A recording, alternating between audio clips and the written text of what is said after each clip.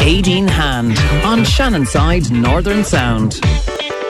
You're very welcome back. 25 to 4 here on the afternoon show, Shannonside's Northern Sound. Now, I have someone on the phone who you may recall was a member of a very successful Irish boy band that sold over 50 million records worldwide, had 14 number one singles, and they also had 3 name changes before they decided on Westlife. Now, you're probably trying to guess which one of them is it on Shannonside Northern Sound today.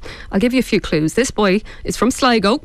He's one of the lead singers in the group, and he's got lovely blue eyes. Yep, it's Markus Feehily. How are you doing, Marcus? Hello there, thank you very much. Not at all. I'm right about the blue eyes, aren't I? You are indeed, yeah. How have you been? We haven't seen you in a while. What have you been up to?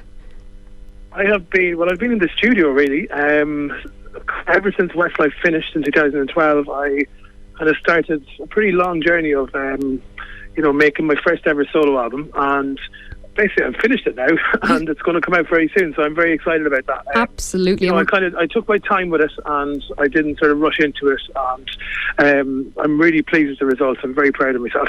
Good man yourself. We're going to talk about the album a little bit later on. Are you based in London now? Well, between Sligo and London really. I suppose when the music side of things is more busy, I'd be more London-based, and then anytime I get a bit of downtime, I'd be beelining it home to Sligo. So absolutely. And have you kept up to date with the other boys? I mean, Cian's slowly conquering reality TV, Nicky on the radio, and of course Shane's doing his own thing with music. Yeah, absolutely. I mean, especially even like as time goes on, even more so, the lads are doing fantastic. Nicky's winning award shows and Cian's winning TV shows, and Shane's got a number one album. So I'm very proud of the lads, and it's just nice to see that everyone's moved on to sort of a solid career, since the band's finished or whatever. So absolutely.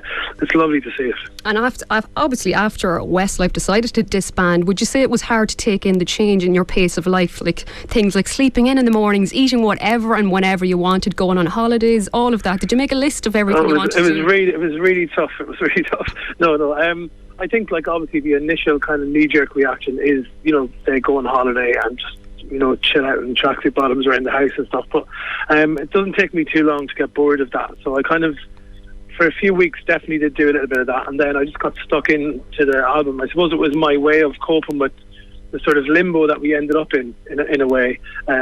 So my way of kind of reacting to it was to get straight back into the studio and to keep busy and to feel like I was doing something, Absolutely. Did I hear right, though, that you were in a chipper van at some point selling crepes? Is that right?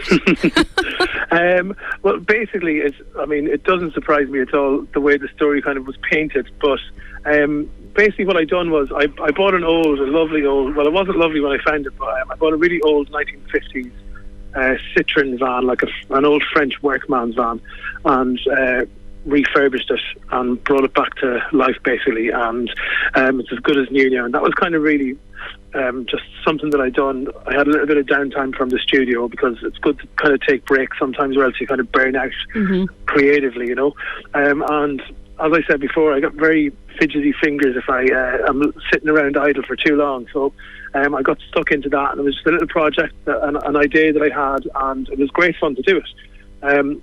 But of course, certain different types of whatever papers or whatever paint it like, oh, you were in Croke Park 5 minutes ago and now you're serving tea. But that's not really what it was. No. It was a labour of love and something that I just really enjoyed doing. So yeah, that was loads of fun. But that was literally just for a few months, I suppose it took me, and then I got straight back into the studio. So absolutely. So you could say you ticked it off the bucket list. That's the thing that was done for you. Yeah, exactly. Yeah, I mean, like my love for things creative, will say, doesn't stop at music. I love kind of all that kind of stuff. I actually spent quite a bit of time refurbishing a big old house in London as well. So wow. Anything like that, I'm all over it. Yeah. Well, listen, back to business now. You've released your debut single "Love Is a Drug" back in April, which, if you don't mind me saying, it really makes me feel a little nostalgic, as in it's got this kind of a 90s like music feel, if that makes sense. Was that the aim, to bring us back to our youth? Well, I mean, for me personally, I was heavily affected by all the kind of music in the 90s, because that was my teenage years. And as we all know, adolescents tend to lock themselves in their bedroom and play music very loudly. I still do. Did. Yeah. Oh yeah. And so yeah, all that kind of, you know, Massive Attack and sort of the clubby sort of 90s stuff definitely, you know, sunk in my head. And I think music has a habit of coming back around. People say that the cycle is like 20 years. So if you remember sort of 5-10 years ago, kind of, you know, 80s music and stuff had a bit of a revival, and the whole electronica sound. Yep. And yeah, I think the 90s thing is sort of coming back a bit now with people like Emily Sandé and Naughty Boy and all that kind of stuff. Absolutely. But I suppose I wasn't intentionally trying to bring it back to the 90s. I just think that the music I listened to as a teenager, like all of us, will stay with you forever, and it influences you a lot, you know. I totally agree with you. And now you're releasing your debut album, Fire, on the 16th of October. How long has this been in the pipeline? Well, as I say, I've kind of started making it I started the writing process of it straight after Westlife, really. But I mean, I think I wrote between 40 and 50 songs altogether to get the 11 that's on the album. So what I wanted to do, I wanted to kind of throw a load of stones at the wall and sort of see which one stuck. To do that, I just wanted to just write song after song after song, and then kind of stand back and go, right, I can kind of see a style emerging there, which did happen after about a year. And then once I kind of had the style set in stone, then I could kind of, you know, I suppose, elaborate on that style. And so it took me a while, you know. A lot of people said to me, oh, you should hit the ground running after Westlife finishes, get music out straight away, all that. But it just wasn't for me, you know. I suppose I didn't wait this long to do a solo album to rush into it, you know. So it just took my time, really. And I'm proud of myself at the end result, because, you know, it wasn't something I kind of suppose took all my experiences from my days in Westlife and then applied it to what I was doing now, really, you know. Absolutely. And you were dead right. I think there's actually more of a buzz about this because you've kept yourself kind of shied away from the limelight at the moment, that people really want to hear what's been going on and what's Markus been up to. And there's a great mix of every type of music on this album as well. And the name of the album, Fire, was there a reason behind that, a symbolic of something? Well, I suppose, Fire is the name of one of the songs on the deluxe album. And I was kind of thinking, you know, I was kind of like, will I name the album after one of the songs, or will I come up with a completely separate title altogether? And then I got the finished song, Fire, back, and it just sort of, it does represent, you know, the album quite well. It's also a nice short little word.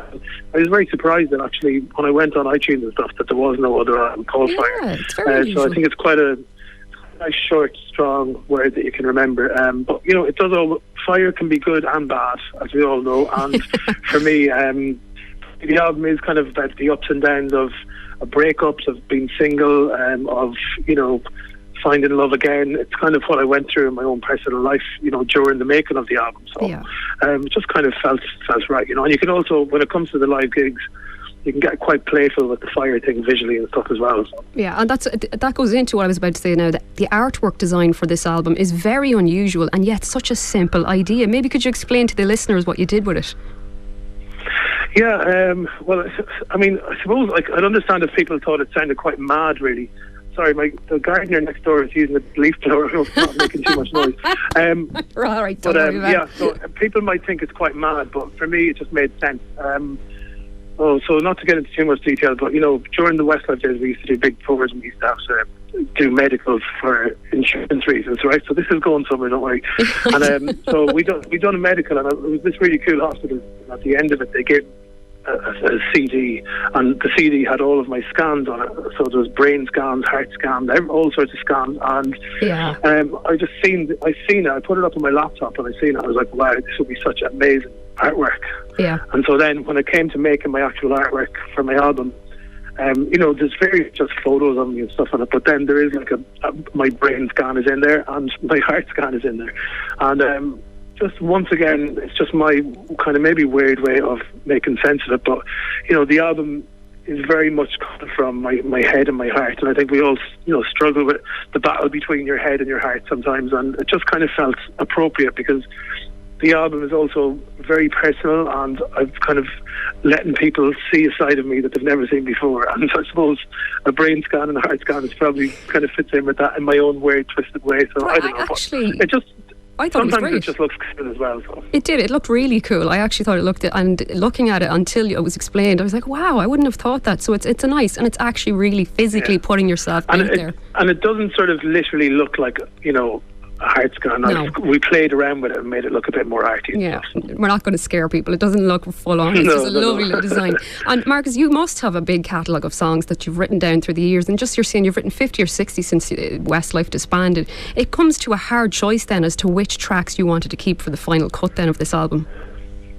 Absolutely, yeah. Well, so as I said, 40, 50, 60 songs, I lost count, to be honest. And it was tough because I kind of had to say, well, not goodbye to, but I had to park a lot of songs that I really loved because they mightn't have necessarily fitted on the album. So, picking 11 songs out of 50 or 60. So, I kind of got it down to sort of my favourite 20.